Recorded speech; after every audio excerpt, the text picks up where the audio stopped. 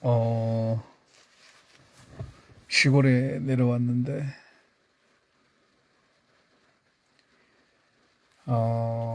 비가 옵니다. 가을 장마인 것 같은데, 음, 그렇게 많이 오지는 않는데, 제법 오네요. 근데, 사람이, 음,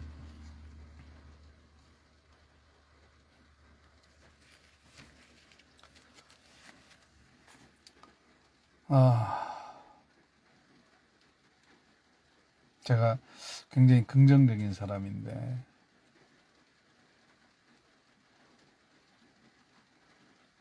삶의 의지라는 게 내 속에서 나오기보다는, 어, 내 옆에 있는 누군가에 의해서 결국은 관계에 의해서 오는 것인데 우리가 이 호흡이 하나님이 걷어가시면 인간이란 그 자체가 아무 의미가 없잖아요. 그러니까 살아있다는 건 숨 쉰다는 건데 숨을 쉬게 하니까 내가 숨을 쉬는 거잖아요. 내 스스로 숨을 쉴 수가 없잖아요. 마치 어린아이처럼 부모님의 어떤 도움 없이는 아이들이 살아갈 수 없는 것처럼 이 자연에서 누리는 뭐 공기랄까 산소, 물, 우리가 이렇게 무심결에 지나가는 것들이 근데 너무 일찍 알아버렸기 때문에 진실이라는 게 오랜 동안 깨달아지는 게 아니고 어릴 때 알게 돼요. 그냥 본능적으로. 어릴 때 부모님과의 관계, 형제 간의 관계, 친구 간의 관계, 그런 모든 관계들이 인간의 본능적으로 영원하다라고 생각을 해요. 어린아이들은. 그러니까 한번 맺어진 부모와 자식 간의 관계, 형제 간의 관계, 친구 간의 관계, 이 모든 것들이 특히 하나님과의 관계가 더 그런데 한번 이렇게 맺어진다는 게 어, 우리가 좋아서 맺어지는 게 아니라 태어나면서 맺어지는 그런 관계들이 있잖아요. 가족 관계. 내가 부모님을 선택할 수 없고 내 자식을 내가 마음대로 선택할 수가 없잖아요.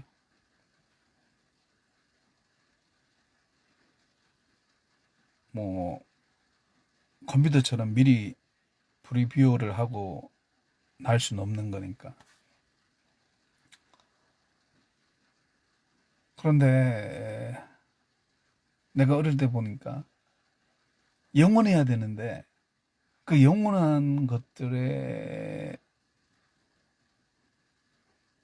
간간히 보이는 아픔들이랄까 괴로움들이랄까 그러니까 완벽하게 선해야 되는 이게 뭐 윤리적으로 도덕적으로 하기 물론 그것도 포함되지만 그거보다는 차원이 높은 거 있죠. 아무리 악한 것이 와도 절대 선이 이 나를 지탱하고 있기 때문에 어떻게 보면은 그 절대선을 믿고 있기 때문에 내가 흔들리지 않는 거 있죠. 관계적으로. 내가 뭔가 완벽한 것을 붙들어야만이 그것을 끝까지 붙들었을 때에 오는 어떤 그 능력이란 게 이렇게 그냥 단순히 돈 많이 벌고 행복하게 에, 사는 그런 사이클이랄까, 이렇게 반복되는, 부자였다가 가난했다가 부자였다가 가난했다가 뭐 이런 것들이 반복되는 그런 종류의 것이 아니라, 한번 행복하면 그 행복을 그 누구도 뺏어갈 수 없는 그 절대 선에서만 나오는 행복이죠.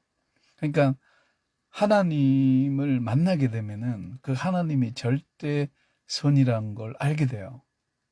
그러니까 상대적인 선들이 결국은 인간들이라고 할 수 있는데, 여기서 상대적인 선이란 건 인간이 한없이 어, 착해질 수도 있고 한없이 악해질 수도 있는 그런 거 있죠. 그러니까 뭔가 부족한 거예요. 뭔가 영원한 것은 있는데, 내가 어릴 때 보니까 아버지에게도 어머니에게도 이렇게 다 계시더라고요. 그 안에 내재되어 있는, 아버지는 아버지대로, 어머니는 어머니대로.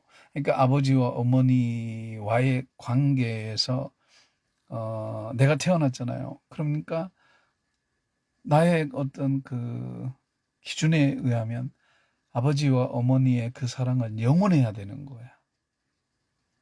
이게 무슨 뭐 감정적으로 그냥 젊을 때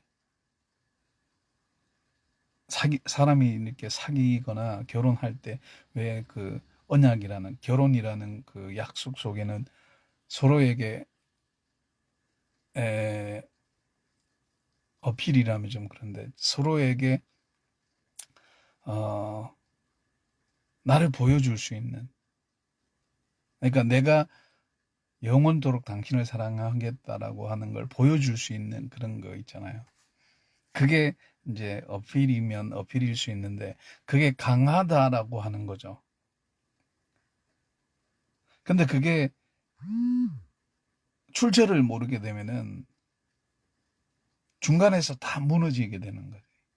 그러니까 우리 안에 절대선이라는 그 기준이, 그러니까 어, 하나님이 우리 안에 계시다는 걸 믿는다면, 우리가 상대적인 그런 선해질 수도 있고 악해질 수도 있는 그런 사람들과의 관계에서, 가족이든 뭐 이웃이든 관계에서 어떤 것이 이 하나님이 주신 것인가, 어떤 것이 선한 것인가, 그리고 어떤 것이 세상적이고 마귀적인 것인가.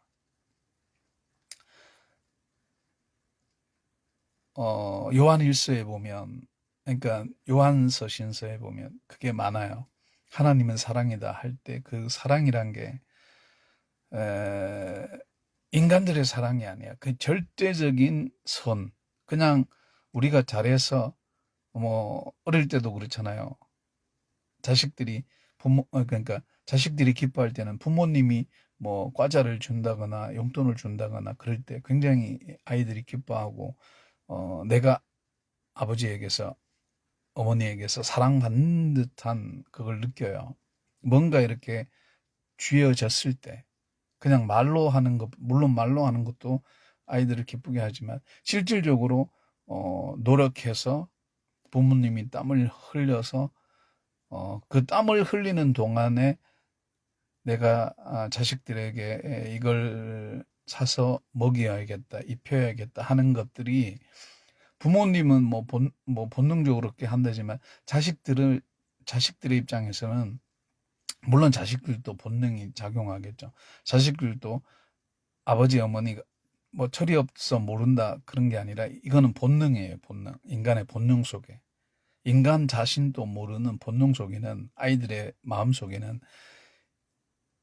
아버지가 이 장난감, 이 과자, 이 용돈을 주시기 위해서 밖에서 얼마나 일을 하시고 힘들게 하셨는가를, 물론 뭐 철이 없어 세세하게는 모르죠. 근데 그거를 본능적으로 알게 돼요.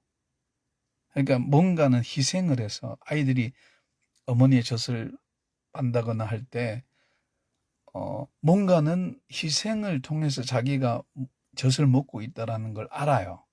아이들이. 그거는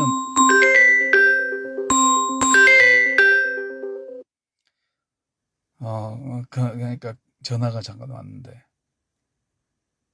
그런 것들이죠. 그러니까 그런 것들이, 어, 그러니까 제 어릴 때 예수를 만나다 보니까, 어, 그 절대적인 그 하나님의 사랑이 왜 상대적인 우리들의 사랑 속에서 깊이 녹아나서 우러져서, 어, 그러니까 우리가, 하나님을 사랑하고 이웃을 사랑하는 것처럼 여기서 하나님을 사랑하고 이웃을 사랑하라고 하신 그 예수님의 말씀은 무슨 말씀인가 하면 하나님이 그렇게 사랑하신다는 거예요. 우리를. 그러니까 어, 개개인에게도 사랑을 주시지만 그 관계를 사랑하신다는 거예요. 관계를. 그 관계를 사랑하시기 때문에 율법이 주어져요. 율법이. 그러니까 율법이란 건 그 관계를 어떻게든, 어, 만약에 이 관계가 완벽하다면 율법은 필요가 없어요. 법은 필요가 없어요. 만약에 법이란 게 사도 바울이 이걸 깨달았던 것 같아요.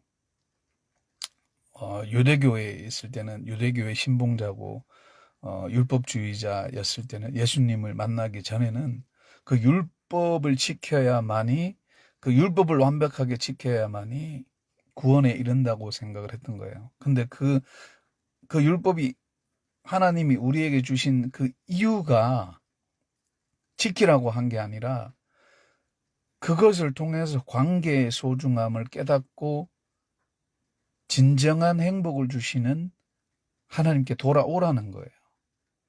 그러니까 예수 그리스도께 오게 되면 보기에는 뭐 이렇게 별로 흠모할 것이 없는 창세기의 정반대죠. 보암직도 하고 먹음직도 하고 탐스럽게도 할 만한 그런 것이 아닌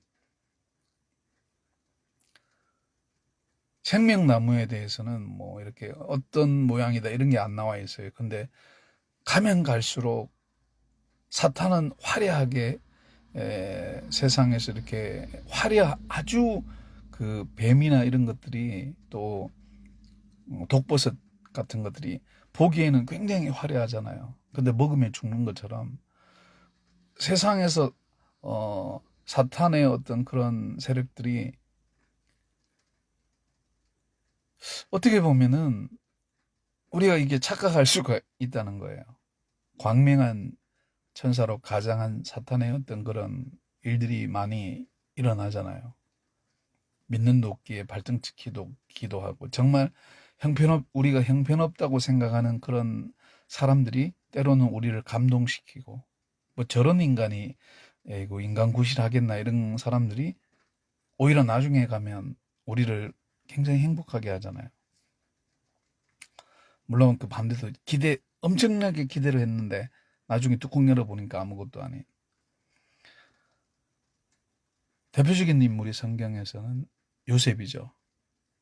근데 이미 그 창세기에서 예수님이 어떤 모습으로 오실까라고 하는 모든 것들이 다 이렇게 낱낱이 이렇게 뭐 이렇게 안의 것을 확 베끼듯이 이렇게 하진 않지만 한 커플 한 커플 이렇게 베껴 나가면서 이렇게 역사가 진행되는데 우리 개인에게도 봐도 그렇다고 개인에게도 그러니까 어릴 때 어, 근데 좀 힘들어요. 왜냐하면 어릴 때 예수를 만난다는 것 자체가 굉장히 고통스럽고 굉장히 좁아요. 이 좁은 길이라는 게 어떤 건가 하면 절대적인 걸 가장 순수한 시기에 만났기 때문에 여기에는 그 어떤 이해관계도 없는 거야. 뭐 내가 예수 믿고 복 받고 승승장구하고 돈 많이 벌고 우리가 보통 어른이 되어서 예수를 만나게 되면 병을 고쳤다거나 어떤 기적을 행했다거나 왜 그 이제 예수님도 그러잖아요. 어린아이가 내게 오는 걸 말리지 말라. 천국이 이런 작은 자들의 그러니까 이런 아이들의 것이다라고 했던 게 비단 어린아이만이 아니고 그 어린아이의 속성을 말해요.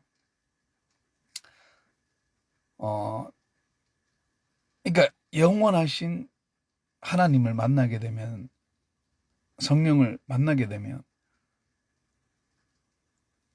왜 우리가 죄인이고 왜 우리가 끝간데 없이 이 세상이 파멸로 이어질 수밖에 없는가를 알게 된다고요. 그러니까 절대적인 예수를 만나면 그 절대적인 예수 그리스도를 통해서 확장되어 가야 되는데, 그게 먼저 선행되지 않고 그냥 우리는 사람들과의 관계에서만 영원한 것을 찾으려고 하니까, 부모와 자식 간의 관계, 부부 간의 관계, 뭐 친구 간의 관계, 이 모든 이웃 간의, 그리고 돈으로 맺어진 뭐 어떤 그런 것으로, 명예든 돈이든 권력이든 모든 것으로 이렇게 맺어지잖아요. 어떤 계약을 하게 되잖아요. 그런데 그런 것들이 어떤 이해관계에서 맺어지는 그런 거죠. 근데 하나님을 만나게 되면 그 이해관계가 아닌 거야. 이거는 말로 형용할 수 없는, 표현할 수가 없는데, 내가 무슨 짓을 해도 나를 믿고 계신다는 거지. 왜 이게 가능할까? 우리는 가능하지 않잖아요. 내가 아버지를 믿고 어머니를 믿고 했지만 아버지와 어머니가 또 이렇게 다르게, 이렇게 내 자식들의 기대와 다르게 또 반대일 경우, 모든 것들이, 그러니까 나는 이 관계 속에서 어떤 것이 하나님의 신종으로 우리들에게 원하시는 걸까? 만약에 그 관계에서 진정으로 하나님이 원하시는 거라면 그 어떤 고통도 감수하고 갈 수 있다는 거라는 거죠. 예수님이 그랬잖아요. 예수님이. 한 인간이 태어나서 죽고 살아가는 모든 것들이 하나님의 입장에서는 말할 수 없는 고통인 거죠. 하나님이 창조주로서 인간을 만드셨고 양육하고 키우고, 그러니까 우리가 하나님 아버지라 그러잖아요. 성부와 성자와 성령 삼위일체 하나님이 우리를 만드시고 이끌어 가셔서 궁극적으로는 우리를 하나님과 같은, 그러니까 하나님의 아들이라고 하는 우리 주 예수 그리스도의 그 사랑이란 건 뭔가 하면은 동등하게 여기신다는 거예요. 그래서 성부와 성자와 성령의 이 삼위일체 하나님 속에는, 이 교제 속에는 우리들을 마치 하나님의 독생자 예수님처럼 대우하시겠다는 이야기예요. 그러니까 그게 창세기부터 있다고요. 그러니까 영원한 존재로, 애초부터 영원한 존재로 만드셨다는 이야기가 됩니다. 이미 주시기로 작정된 거예요. 우리에게. 그랬기 때문에 이 영원한 것이 우리에게, 비록 우리가 사탄에게 속아서 잃어버렸지만은, 그것을 예수님을 통해서, 성령을 통해서 다시 우리에게 주시는 거예요. 그러니까 우리가 이게 어려움풋하게 있었던 거야. 다들 부모와 자식 간의 이 모든 관계, 특히 남녀 간의 사랑 속에서. 그러니까 사랑이라는 게 가족이든 뭐 남녀 간의 사랑이든 뭐든 간에, 거기에는 절대적인 게 있다고요. 절대적인 게. 비록 오염됐지만은, 우리가 뭔 물건이라도 오염됐다고 무시하고 그러진 않잖아요. 오염되면 고쳐서 쓰면 되죠. 고쳐서. 컴퓨터가 아무리 조립을 잘하고 새걸 하지만 그게 또 한 1년, 아니 작게는 몇 개월 쓰다 보면 고장이 나요. 그럼 또 고쳐 쓰잖아요. 에이, 이거 뭐 3개월 쓰니 고장 났네, 버리자, 이럴 수 없잖아요. 고쳐서 쓰는 것처럼 뭔가 있는 거예요. 그러니까 사도 바울이 그걸 알았던 거예요. 우리 안에 영혼을 사모하는. 그래서 종교라는 것을 가만히 생각하니까 거기에는 뭔가 인간이 영원한 것을 찾고자 하는 갈망이 있는 거야. 그러니까 버러지 형상이나 뭐 이런 것들을 만들어 놓고 그걸 신으로 절대화해서 그것을 의지하면서 인간의 모든 관계 속에서 음, 그 인간의 어떤 관계를 이끌어 가고자 하는, 유지시키고자 하는 그런 거죠.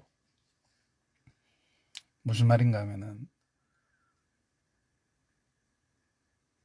그러니까, 말할 수 없이 고통스러운 거야. 근데 이 고통은 마귀가 주는 고통이 아니고, 우리가 이 고통이라고 해서 다 부정적으로 생각하면 안 돼요. 그러니까, 고통이란 건, 여기서 내가 말하는 고통은 예수님의 고통이야. 모든 것을 완벽하게 줬는데, 그 준 것을 유지하지 못한 인간들의 어떤 그 미련함에 대한 그 하나님, 창조주 하나님으로서의 그 안타까운 절규. 만약, 예를 들어, 예를 들자면, 내가 자식을 낳았어요. 늦게나마 자식을 낳았는데, 그 자식이 장애인이야. 그래서, 그러면 참 이게 난감하잖아요. 뭐 내가 장애인 자식을 낳고 싶어 그런 게 아니잖아요. 그러면 태어났는데 어떡합니까? 키워야 되잖아요. 그 애통함을 말해요. 그럼 그 자녀가 살아가면서 정상인과 다른 그런 고통을 느낄 거 아니에요. 아니, 정상인과 다른 차별이랄까. 우리가 차별 안 한다 하지만 뭔지 모르게 차별을 받는 그런 거 있잖아요. 그런 고통. 그걸 부모로서 보고 있다는 것 자체가, 나는 막 이 소름이 끼칠 정도로 고통스러워요. 근데 그 고통스럽다고 그걸 포기하진 않잖아요, 부모가. 아이고, 내 새끼로 낳았으니까, 어, 내가 뭐, 책임을 회피하고 이럴 수 없잖아요. 낳았기 때문에 책임을 져야 되는 거거든요. 그 책임을 진다는 것 자체가 굉장히 고통스럽고 힘들어요. 하지만 그 고통은 내 부모로서 내가 감수를 해야 되는 거야. 누구에게 떠맡길 수가 없어요. 고아원에 맡긴다거나, 뭐, 그럴 수가 없어요. 어떻게 되든 죽이 되든 밥이 되든 내가 키우고 내가 돌봐야 된다는 거예요. 하지만 막 돌보는 게 아니라 그 누구보다도 더 사랑을 이렇게 더 줄 수밖에 없는 그런 마음 있죠. 부모의 등골이 빠져도 자식을 먹여야 되는 그런 거 아시죠? 우리 어머니가 그랬기 때문에. 그런, 그런 것에서 그 인간의 그, 그러니까 최고 정점의 슬픔과 고통을 초월해버리면 모든 것이 긍휼히 여겨지는 거라는 거죠. 긍휼히 여겨진다는 말은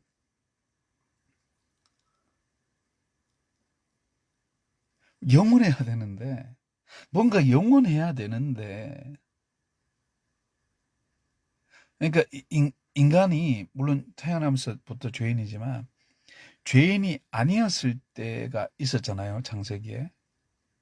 선악과를 먹기 전에. 그게 인간들에게 유전이 되었다면, 아니, 죄가 우리에게 바울이 그러잖아요. 한 사람이 죄를 졌기 때문에 모든 사람이 죄인이 되었다 그러잖아요. 그래서 둘째 아담이라고 하는 예수 그리스도께서 그 아담의 죄를 속죄했기 때문에, 속량했기 때문에 그 아담으로부터 일어났던 파생되었던 앞으로 수많은 인간들이 태어날 수많은 인간들의 죄까지 인류의 모든 죄를 해결했다는 거잖아요. 그래서 믿으라는 거예요. 그걸 믿고 의지하게 되면 절대 선이라는 게 생겨요. 그러니까 성령이 나를, 여기서 말하는 성령은 내 자유의지를 속박하는 게 아니고 구속하는 게 아니고, 마치 부모가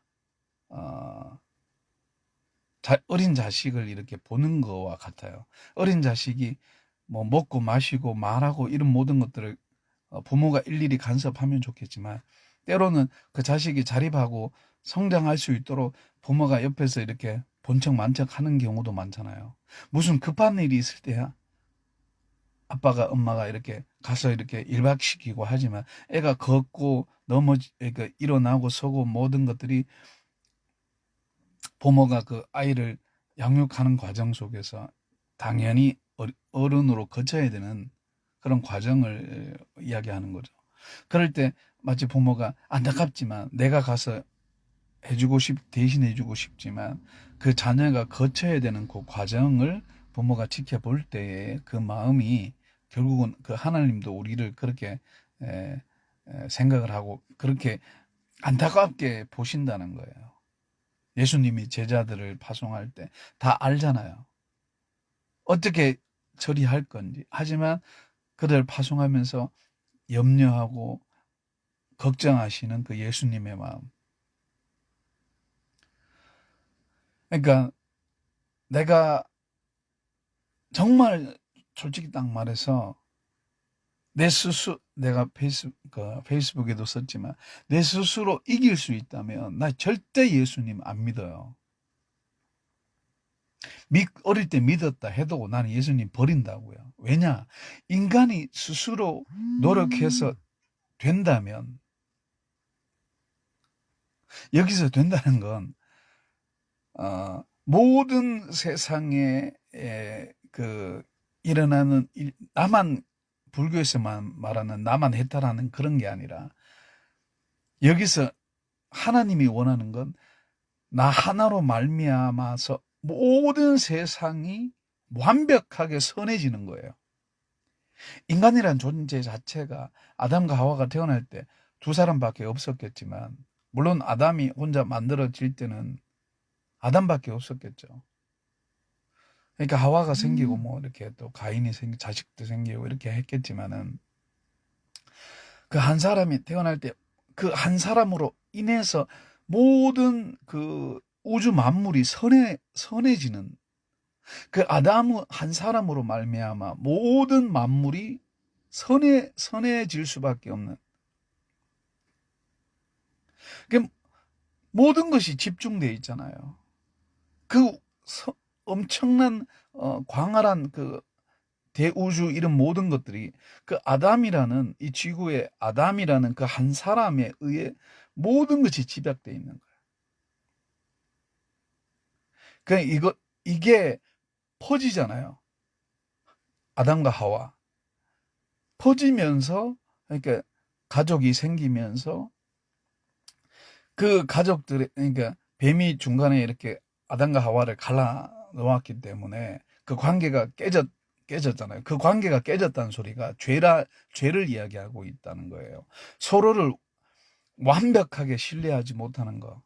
왜냐하면 하나님과의 그 관계가 이미 내재적으로 깨졌기 때문에, 하나님과의 하나님과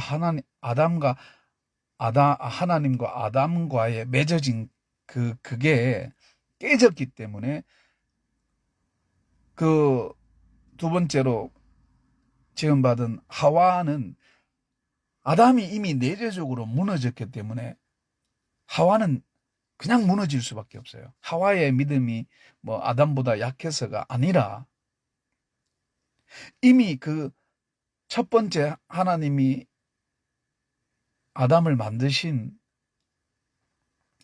그 아담, 사람, 그 본질적인 사람, 그 한 사람의, 거기선 남성이나 여성이 모든 게 포함돼요.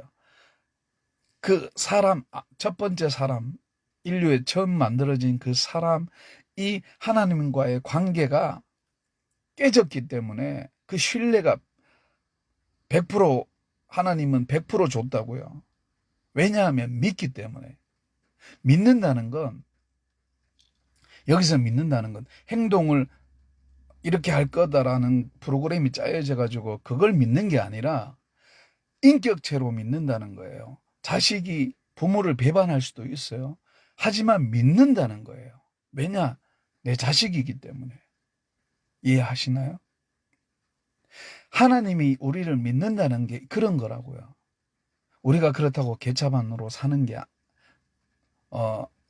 산다면 그는 구원이 없어요. 하나님의 사랑을 우리가 안다는, 하나님을 만나게 되면 하나님이 우리를 어떻게든 구원을 해 나가신다는 걸 믿는다는 거예요. 그렇기 때문에 이 길이 굉장히 좁다는 거지. 하나님은 우리를 막 귀신처럼 이끌어 가지 않아요. 우리를 막 윽박지르고 우리의 인격을 막 이렇게 하질 않아요. 컨트롤하고 하지 않아요. 그건 우리가 종교적으로 체면을 거는 거지.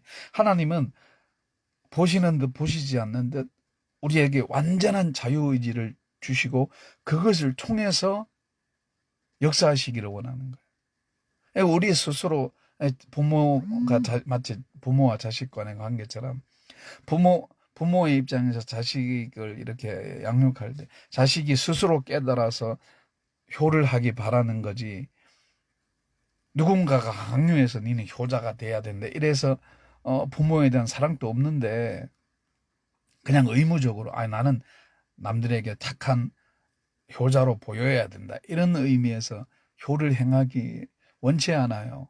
부모는, 내가 부모 안 돼봐서 모르지만 부모는 개차반으로 살든 뭐 어떻게 살든 하여튼 나를 사랑하는 마음에서 해주기를 원해요.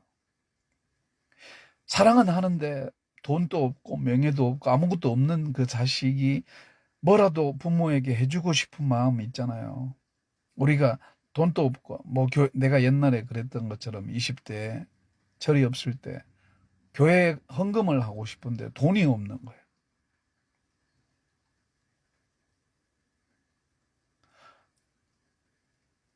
참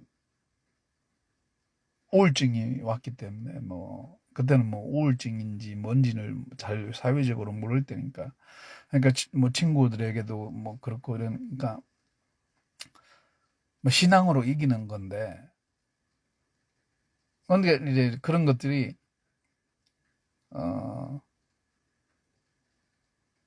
내 내 마음이 상했던 건, 하나님은 어떤 것이든 관계를 통해서 뭔가 이루어 가시는 그런 거. 그러니까 내가 그토록 원했던 나를 그러니까 부부라는 게, 한 남자와 한 여자가 만나는 게 뭔가 하면은 절대 어떤 나에게 잘해주고 못해주고가 아니라 존재 자체에 대한 인정이라고요. 존재 자체에 대한. 그러니까 아담과 하와의 관계에서 둘이가 서로의, 하나님이 아담을 만드시고 하와를 만드셨던 그 만드신 사랑, 하나님이 아담과 하와를 각각 이렇게 만드실 때에 그 사랑을 만약에 100% 신뢰하고 믿었다면 아담과 하와는 반응이 창세기와는 달랐을 거예요.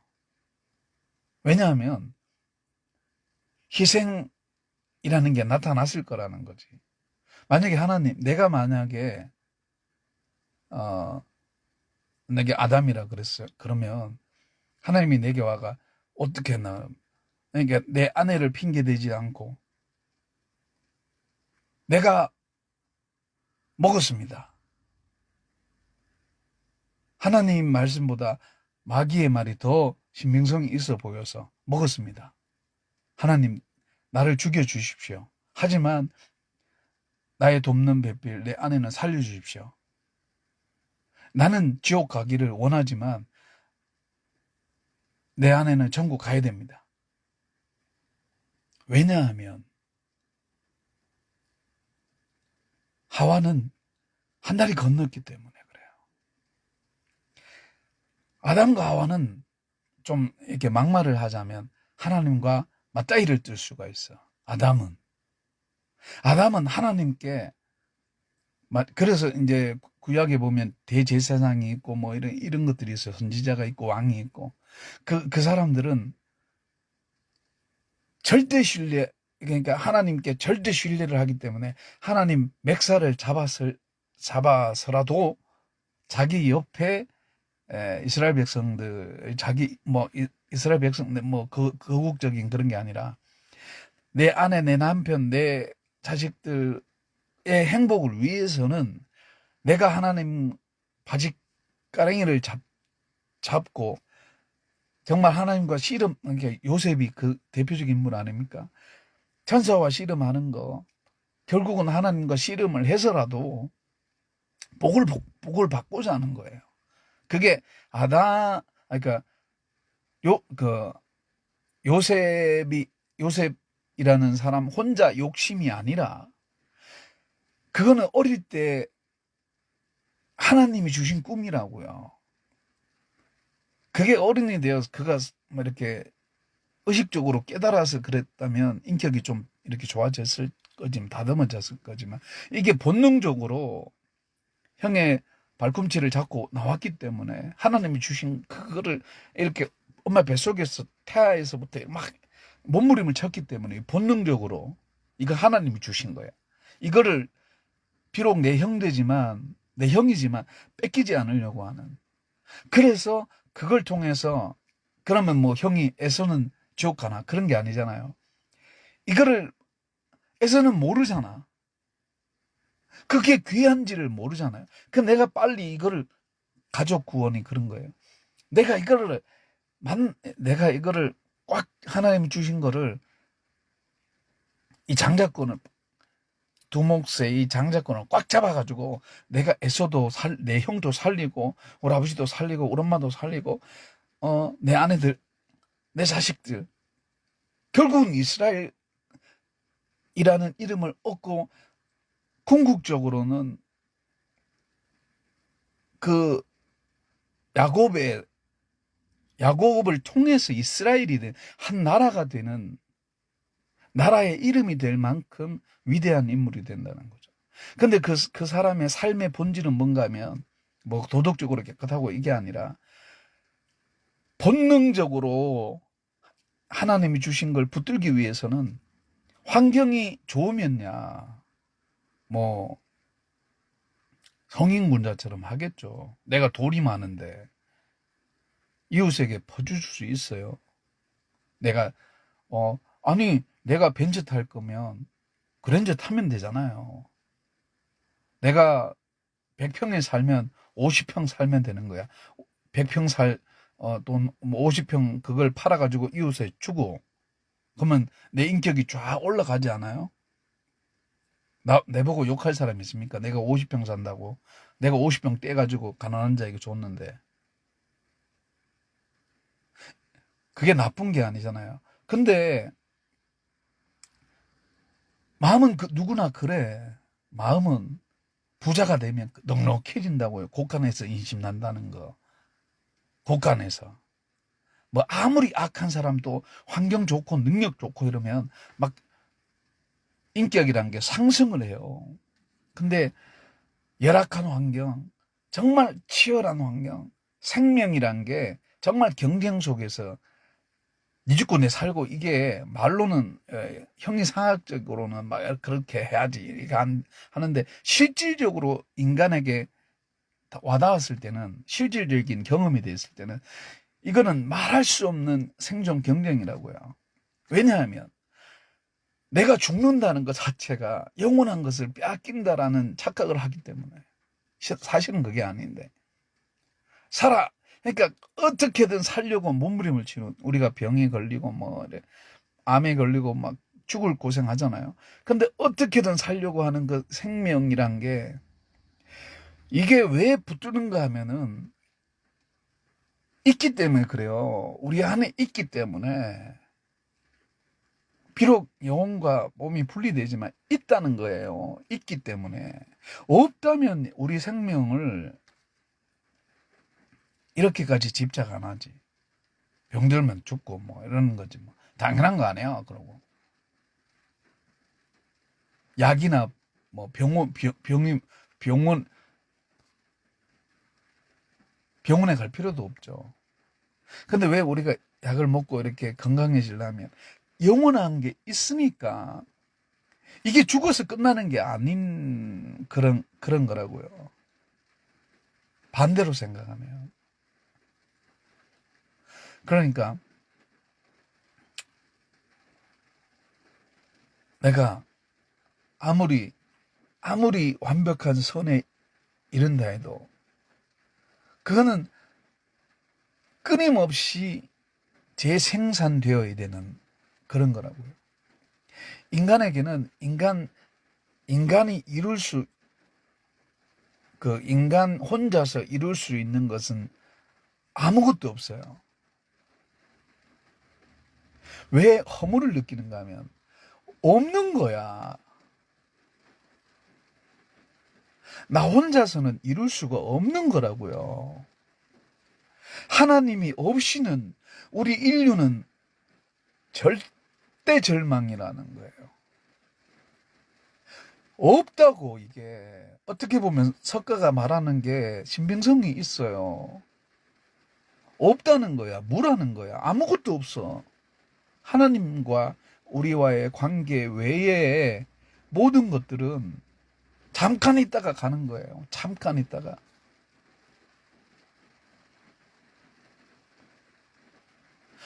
그렇지만 그 하나님은 영원하시기 때문에 그 영원한 하나님의 그런 약속이라는 거 있잖아요. 이게 중요하기 때문에 이것을 우리 삶에 있어서 이루어내야 된다는 거예요. 막 여기에 대한 집착과 고집과 아집이라는 건 사람을 망치거나 남을 해하는 게 아니라 성령의 9가지 열매처럼 사랑과 희락과 화평과 온유와 자비와 양성과 절제, 이런 모든 것들이 하나님에 대한 것이 너무 크니까 막 이게 너무 큰 거야. 이 은혜가 예수님께 받은 게 너무 크니까 사람들로 받은 상처, 스트레스, 가족들의 뭐 서로의 어떤 그런 불안함, 뭐 이런 인간에서 느끼는 모든 고통이 다 극률하게 보이는 거예요. 다 극률하게 보이는 거예요. 모든 것이 아름답다는 거지. 버릴 것이 없는. 그러니까 그런 것을 신령한 젖을 사모한다는 게 그런 거예요. 그냥 단순히 성경을 달달달 외우는 게 아니라, 여기서 신령한 젖은 율법이, 하나님의 말씀이, 성경이 우리 삶에 있어서 녹아져 내리고 그 삶에 있어서 열매들이 막 송이꿀보다 단 거야.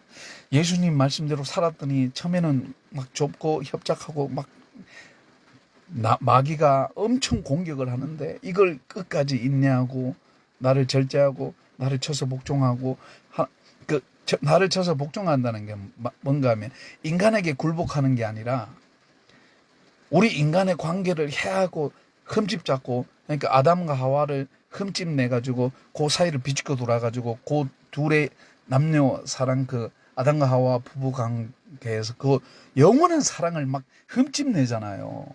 하나님과 다이렉트로 맞닿이는 못 드니까 이 악한 영물이, 이 사탄이 남편과 아내 아담과 하와의 그걸 비집고 돌아가지고 그걸 갈라놓잖아요. 그걸 갈라놓으면 하나님과 관계가 그걸 최종적으로 할 수 있다는 가장 강교한 놈이라고 할 수 있어요. 그러니까 그런 걸 볼 때 우리가 성경을 그냥 막 아무 관념적으로만 이렇게 막 읽어 놓으면 이게 도대체 뭐 어떡하라는 이야기인지 도대체 이게 뭔지 모르는 거야. 그런데 그 말씀이 우리 삶에서 적용을 해버리면 예수님이 하신 말씀이 100% 맞아요. 100%. 그러니까 예수님이 십자가 죽으실 때 바리새인과 사두개인 그 많은 제사장과 그런 예수님을 십자가에 못 박아라 하고 막 난리쳤던 그 유대인들, 그들을 향해서 저들이 하는 짓을 저들이 모릅니다. 모르기 때문에 저럽니다. 알면 저럴 수 없습니다. 저들이 하는 짓이 무엇을 이야기하는지. 맞잖아요.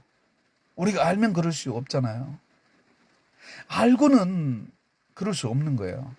그럼 마치 그게 뭔 말인가 하면, 예수님이 하신 말씀이 뭔 말인가 하면, 모른다는 건 뭘 이야기하고 있는가 하면, 예를 들어서 이런 거죠. 바리새인들이 자신들이 율법을 이렇게 지켜 나가면서 진짜 율법을 한 가지라도 어기지 않고 지켰다면은 그 예수 그리스도께서 오셔서 하신 모든 것들을 봤을 때 자기들과 동질감을 느꼈을 거라고. 왜냐하면 율법을 지켜나가면서 그 고통스럽고 좁고 협착하고, 왜냐하면 너무 거룩하기 때문에. 말씀이 왜 거룩한가 하면 우리들의 관계 속에서 영원한 것을 글자 문자로 이렇게 마치 도장 뜨듯이, 모세가 왜 율법에 집착했냐면, 하나님 말씀에 신명기 뭐 이런 말씀에 집착했냐면, 그는 분명하게 세상에 많은 애굽의 법들이 많잖아요. 그걸 알고 있었을 거라고요. 그러다 보면 이스라엘에 그러니까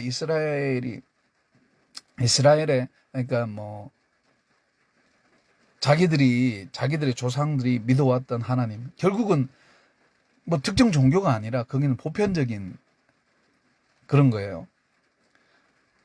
그런데 정말 신이라고 하는 그 하나님이, 창조주 하나님이 인간을 만들고 이렇게 우리를 이끌어 간다면 왜 이런 일들이 일어나고, 애굽은 왜 이스라엘 히브리인들을 이렇게 핍박하고 종으로 삼고 같은 인간끼리 왜 이래야 되는가, 이런 걸 왜 고민하지 않았겠어요. 왕자로서 더군다나 입양은 되었지만 왕자의 신분, 마치 석가가 그랬던 것처럼, 석가가 인도의 한 부족 국가의 왕으로서, 왕자로서, 왕의 아들로서 느꼈던, 자기가 광야에 갔을 때 나는 부자인데 이 가난한 자들은 도대체 누가 이렇게 이 존엄한 인간을, 내가 이렇게 존엄한데 저들도 존엄할 건데 왜 이렇게 만들었나. 거기에 대한 분노와 슬픔과 고통, 모세에게도 있었을 거라고요. 근데 모세가 시내산에서 하는 말씀 받고 보니까 문제가 어디서 왔는지를 알겠는 거야. 조상들이 대대로 이야기했던, 구전되었던 그 아담과 하와로부터 왔다는 거지. 그렇기 때문에 그 하나님이 주신 신명기의 모든 말씀들을, 그것을 철저하게 지킨다는 게 아니라 그것을 통하여 우리가 하나님과의 관계가 어떠해야 되는지, 우리가 하나님을 100% 신뢰하고 100% 하나님만 공경하고 하나님만 사랑한다면 우리의 모든 이웃이나 가족이나 모든 것들이 천국을 이룰 수밖에 없다는 걸 모세는 알았던 거예요. 얼마나 애통합니까? 그걸 알았던 모세가 광야에서 불평한 그 이스라엘 백성들을 보고 가슴이 미어지지 않았겠어요? 하나님의 막 대노해가 그렇게 할 때는 차라리 나를 생명책에서 지우고 저 이스라엘 백성들을 살려 주십시오 하는,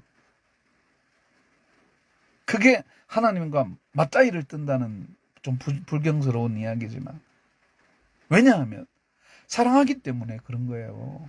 모세는 이스라엘 백성들을 사랑했던 거야. 단순히 모세가 모세 아들이 대대로 잘 먹고 잘 살고 지도자가 되고 왕이 되고 모세 집안에서 훌륭한, 그게 아니잖아요. 고생은 죽으라고 했는데, 고생은 말할 수 없이 고생하고 돌에 맞기도 하고 얼마나 모욕감을 받았겠어요. 네가 하나님의 종이냐 그러고, 심지어 가족까지. 자기가 모세가 하나님의 종으로서 부름받아가 잘 먹고 잘 살아는 게 아니잖아요. 고생은 똑같이 자기 동족과 히브리인들과 고생은 똑같이 했는데 결국은 아무것도 남는 게 없고 욕만 직살나게 먹고, 요즘으로 치면 목회를 생명 걸고 했는데 아무도 안 알아주고 맨날 월세 걱정하고, 정말 죽겠습니다 하나님, 막 나를 생명 거두시고, 내가 자살은 못하니까 자살하면 남들이 뭐라 하겠습니까? 예수 믿고 자살했다.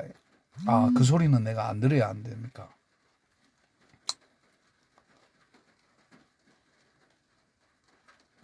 참, 나는 괜찮아. 나는 인간 말종이고 정말 개차반이다라는 소리는 들어도 돼.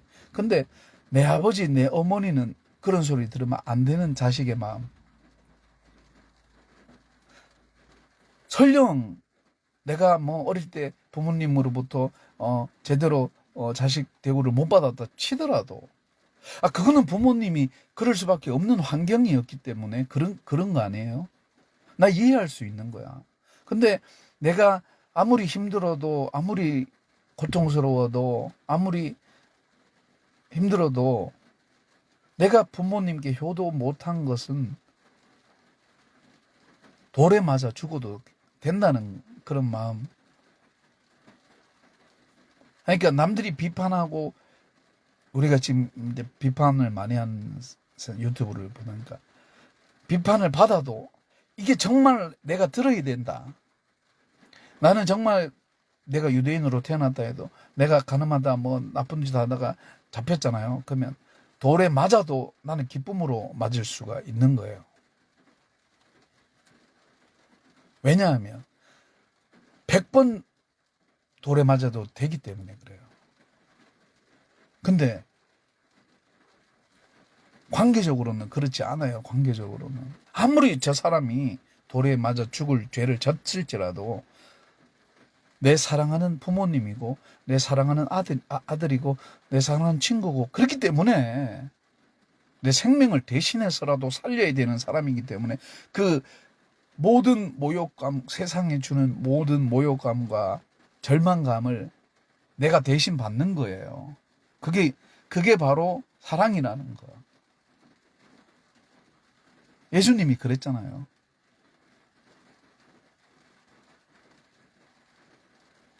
마치 그런 것처럼, 그런 것이 비록 보기에는 참 형편없고, 보기에는 정말 예수님의 외모처럼, 이사야가 예수님의 그 외모를 예언했던 것처럼 흠모할 만한 게 없어. 뭔가 좀 있어. 돈도 좀 있고, 뭔가 좀 직업도 좋고, 뭔가 좀 이렇게 있어야 되는데 아무것도 없는 거야. 아무것도 없는 거야. 흠모할 만한 게 없는 거죠. 나처럼 돈이 없으면 외모라도 좀 있어서 좀 보기도 좋고 이래야 되는데, 외모도 안 되고 돈도 없고 아무것도 없는데 시집 올 그런 사람이 있겠어요? 근데 기다리는 거야. 그게 뭐 하루든 이틀이든 10년이든 100년이든. 마치 내가 예수님이 언제 올지 모르잖아요. 근데 예수님을 기다려. 오늘 온다, 내일 온다, 이게 아니라, 날짜를 말하는 게 아니라. 내가 가겠죠. 예수님이 오는 것보다. 내가 가는 게 더 빠르죠. 하지만, 그날을 기다리는 거야. 예수님이 오시기를. 예수님만 오시면 해결이 된다는 거지. 절대선이기 때문에. 한 분이 모든 인류의 모든 죄악을, 사탄이 발악을 하고, 발악을 해도, 그 예수님이 오시면 끝이 나요. 그래서 우리가 모든 인류가 예수님만을 붙들어야 되는 이야기. 그거를 사도 바울은 알았던 거예요. 그 목적 없이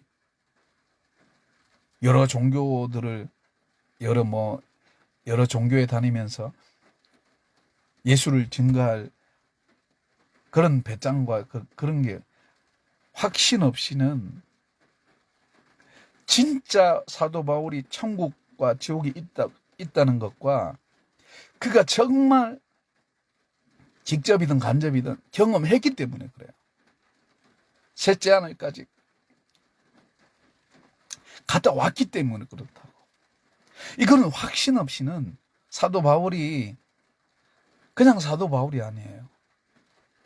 제자들은 당연히 도마도 그렇게 의심하는 도마처럼 의심이 많아서라기보다는 자기가 직접 보고 싶었던 거지, 도마는.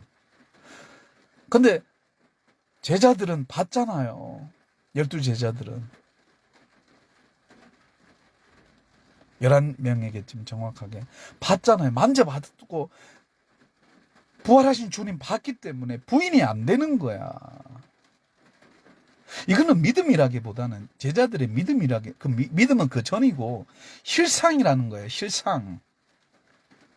실체가 이미 있기 때문에 실체가 있는데 그 실체를 어떻게 부인할 수 있어요. 봤는데 부활하신 예수 봤는데 저렇게 엄청난 걸 나도 얻는다는 건데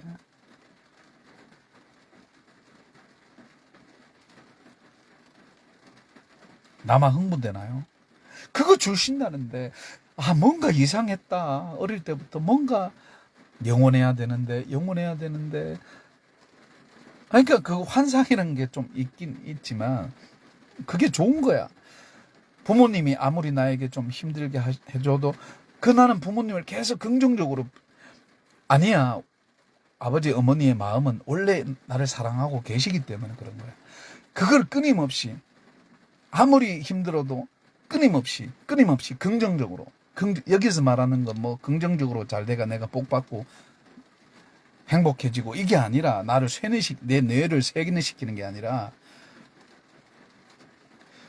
긍정적인 게 들어오면 긍정적인 거, 부정적인 게 들어오면 있는 그대로 내가 본 대로 느낀 대로 말하는 대로 행동하는 대로 그대로 받아들이는 거예요. 여기는 더하고 빼고가 없어요. 말하고 그럽니까? 말하고 골치 아프게 생각을 해요. 본대로 느끼고 말하고 행동하면 되는 거지. 거짓이 없는 거지. 내가 거짓이면 거짓이라고 말할 수 있는 게 진실이에요. 진실을 우기지 않아요. 진실은 안 드러나도 돼. 진실이 왜 드러나야 돼요? 내가 거짓이면 거짓 그 자체가 진실인 거야. 참과 거짓이 있잖아요. 그럼 거짓이 있다는 것 자체가 참인 거야. 그게 진리인 거야. 우리가 죄인이라고 하는데 왜 못 받아들여요? 그거를? 어릴 때부터 알잖아요. 우리가 죄인이란 거. 내가 부모님께 효도하고 싶어서 몸부림을 치고 막 별의별 짓을 다 했는데 한계가 있더라고. 내가 누군가에게 정성을 쏟아서 나는 최선을 다했어. 내가 이거 하면 내 돈 10만 원 벌면 등골이 빠져요. 남들은 10만 원, 20만 원 웃기지만. 그래가 뭐 이렇게 선물을 줬는데 그거 하찮게 생각하고 이럴 때 상처받고 뭐 이런 인간들에게 신뢰하고 믿음 주고 이랬는데 그러지 않을 때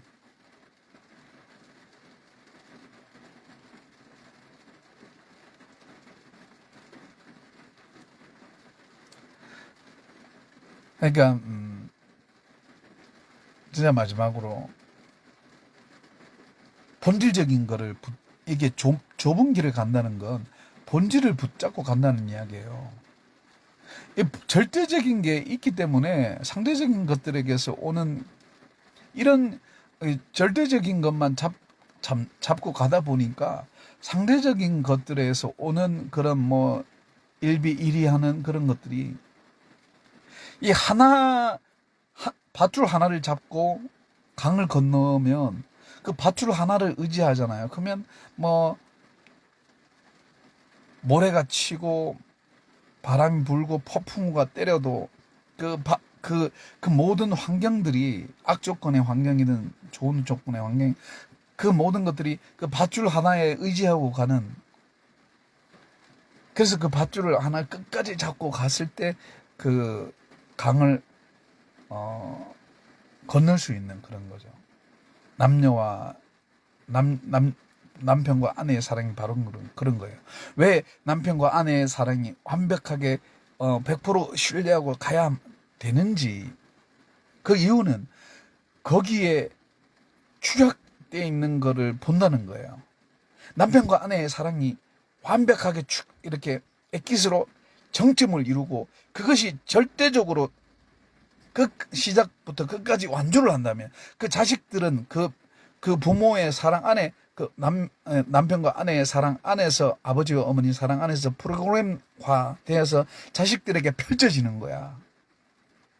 자식들은 그게 지가 잘 나가 그런 줄 알지만 그 안정감이랄까, 내가 돌아갈 부모님의 그 사랑이, 아버지와 어머니의 그 사랑이 늘 끈끈하게 붙어 있다는 걸 통해서 자식은 그거를 통해서 안정감을 느끼고 영원한 것을, 그렇지, 내가 지금 고통스러워도 그 아버지 어머니 개인을 통해서가 아니라 그 아버지와 어머니의 사랑을 통해서 뭔가 이렇게 인간이 지향해야 될 그런 게 있다는 거예요. 그게 자식을 교육시키는 근본적인 이유인 거야. 대학 보내고 좋은 한 게 아니라 아버지와 어머니가 얼마나 그 서로를 사랑하고 남편과 아내로서 책임과 의무를 다하고 그걸 하느냐.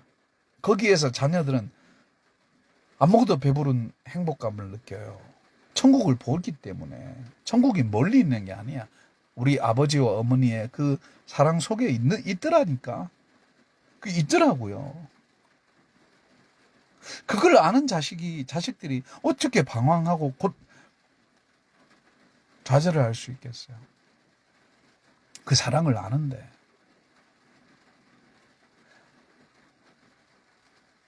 그러니까 내가 좀 안타까워서 그러는 거고, 아무튼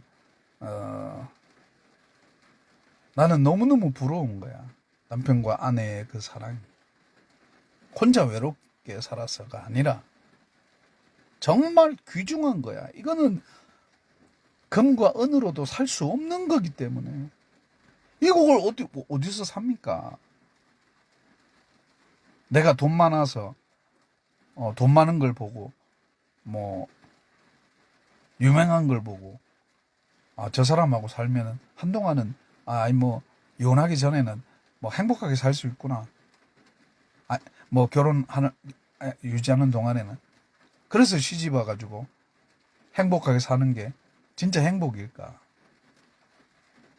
그것도 행복이겠죠. 근데 아니잖아요.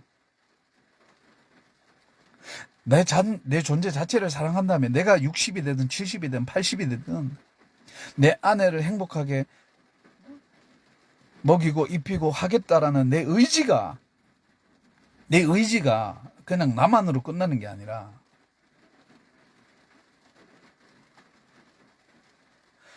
하나님이 인정하고 계신다는 걸 믿고 있다는 거지. 남들이 1년 할 거 나는 1개월이면 되는 거야. 거기서 능력이 엑기스가 나오는 거야. 예수 그리스도가. 그래서 우리가 어때야 되는지, 제자들에게 왜 믿음이 적은 자들아 그랬을까요?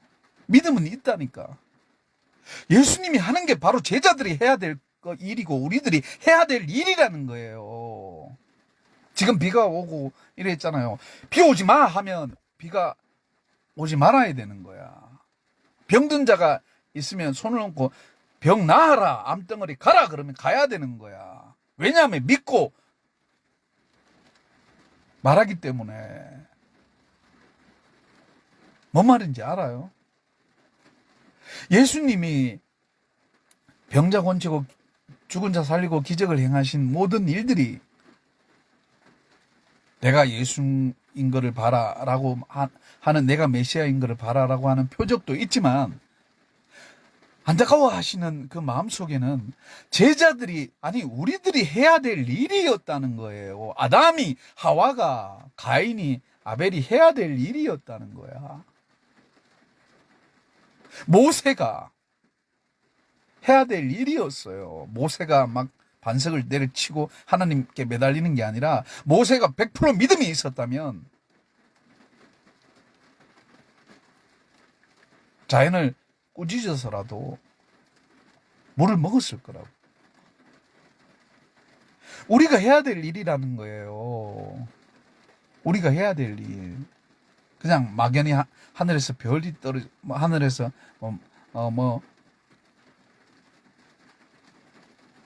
검은 부화가 떨어지, 행복이 하나님 주시게, 맨날 주시겠다고, 아니, 주십시오 하는 게 아니라 직접 하라고. 거기에 사랑, 이게 하나님이 인정하는 사랑이라면, 거기에 희생, 내 십자가가 있다면, 그거 붙들고 가서 하나님 바지 가랭이 잡고 늘어지는 거래요. 늘어지는 거. 하나님 안 주면 내가 죽든 하나님이 죽든 둘 중에 하나 합시다. 왜냐하면 바리새인들이 잘못 알았던 게, 바리새인들이 율법을 그렇게 지켰다면 절대 그럴 수 없다고요. 하나님께 종교적으로 순종하는 것처럼 겉으로는 막 하나님께 벌벌 기는 것 같은데 속으로는 하나님을 기만하고 있는, 하나님의 말씀을 업신여기는, 사랑이 없는, 막 남녀간에도 사랑할 때 간섭하고, 똑바로 좀 하지 막 이러면, 비판도 사랑하니까 비판을 하는 거잖아요. 비판을, 남편이 아내가 서로가 이렇게 좀 잘해라 이렇게 말하는 게 사랑하기 때문에. 사랑하지 않으면 되든 말든 네가 알아서 하라 이렇게 할 수 있잖아요. 나는 너무 부러운 게, 아내가 남편에게 야단치는 거야. 물론 야단 맞을 때는 기분이 나쁘겠지만 그 야단 속에서 생각하고 있다는 거야. 그 기준이 좀 다를 수는 있죠, 나랑. 아무튼 기적이, 다른 게 기적이 아니에요. 내가 존재하고 있다는 것도 기적이지만, 나는 혼자 있으면 이게 지옥이라는 거야. 아무리 지금 내 환경이 힘들어서 누군가는 그러겠죠. 네 환경이 지옥 같으니까 힘들겠지. 네가 좋은 집에 살고 좋은 차 끌고 행복하게 떵떵거리고 사봐. 또 여자들이 많고 돈 있겠다. 아니에요. 그런 게 아무리 많고 나를 따르는 여자들이 엄청 많아도, 정말 한 남자와 한 여자가 만나서 알콩달콩 고생하면서도 서로를 사랑하고 신뢰하고 피와 땀을 흘리면서 그렇게 살아가는, 그것이 진정으로 원하는 거라고요. 서로를 진짜 사랑하기 때문에, 존재 자체를 사랑하는데 세상 그 부부를 누가 건드립니까? 마귀가 와서 어떻게 건드려? 나는 막 잡아 제끼 흔들지만은 남녀 간의 사랑은 못 흔들어요.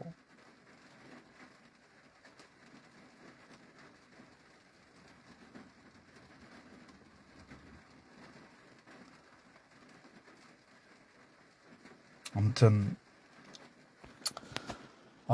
날씨가 덥다. 내가 왜 이렇게 흥분하지? 진짜 어떨 때는 예수님께 무릎 꿇고 하나님께 무릎 꿇고 펑펑 울어요. 영원 어릴 때부터 사모했는데 이것도 헛되다 하면 어떡합니까? 이런 마음. 정말 예수님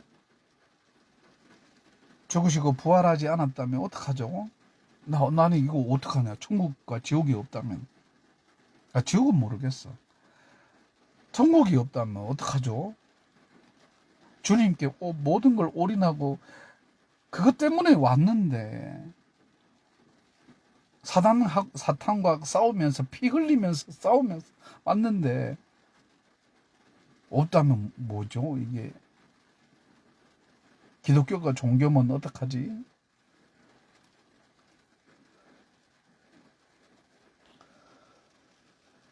근데 그게 아니라는 거, 실체라는 거예요.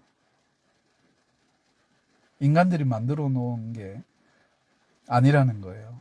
그러니까 교회든 뭐 개인이든 진짜 예수를 믿어야 된다는 거야.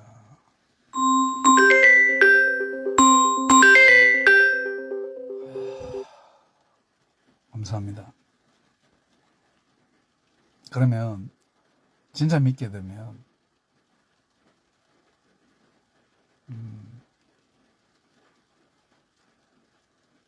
사람 사는 거 이게 힘들지만 사람 사는 것 같아. 사람 사는 것 같아.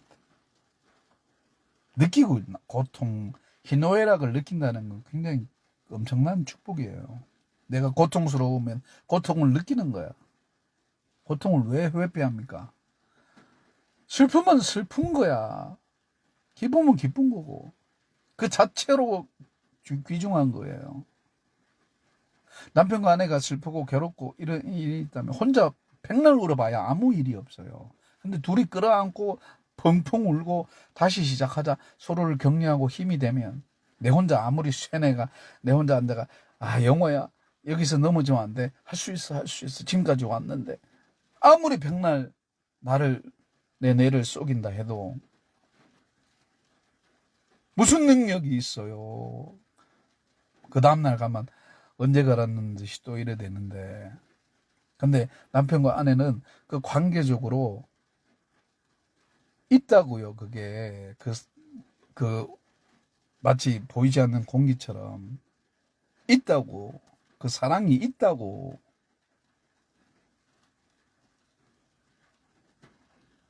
있는데 허무하다 착각하는 건 그 사랑의 관점이 내게 있기 때문에 그래요. 상대방에게 있는 게 아니라 사랑의 본질이 내 안에 있는 게 아니라 그 관계에 있다고요. 관계에. 남이 아내가 나에게 잘하고 못하고 남편이 남이 나에게 잘하고 못하고에 따라서 사랑이 움직이는 게 아니라고요. 그런 거는 그건 이해관계고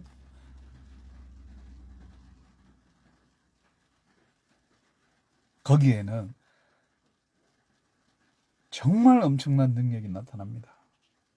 나는 그걸 얻고자 해도 못 얻어요. 결혼을 못했기 때문에. 사도 바울이 이걸 통해서 공고함을 깨닫고 이걸 통해서 신랑과 신부를 접목시켜서 신랑 대신 예수, 신부된 우리 그리스도인들 교회에 이렇게 생각을 했던 거야. 이거를 느끼지 못하면은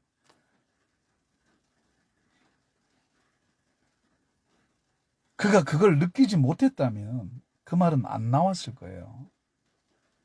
종교적으로 뭐 포장되어 있는데 그 말이 왜 나오냐고. 근데 종교가 아니기 때문에 그렇다고요. 종교라면 그가 남의 종교가가 예수 믿으라 왜 그러겠어요. 그거는 무례한 짓이지. 아니라고. 인간이면 누구나 구원을 받아야 되는 그런 거기 때문에 그래요. 그런 영원한 그것을 통해서 관계를 해석하게 되면 천국이 보인다고. 나는 그 많은 세상 사람들이 천국을 누리고 있는데도 그것을 천국이라고 못 느끼는 것 자체가 내가 막 애통한 거야. 지옥을 살고 있는데도 그게 지옥이라는 걸 모르는 거야. 등 다시고 배부르니까 천국인 것 같고, 고통스러우니까 관계로 뭐 돈이든 뭐든 고통스러우니까 지옥인 것 같고, 아닙니다. 문제는 그 내용이에요. 내용.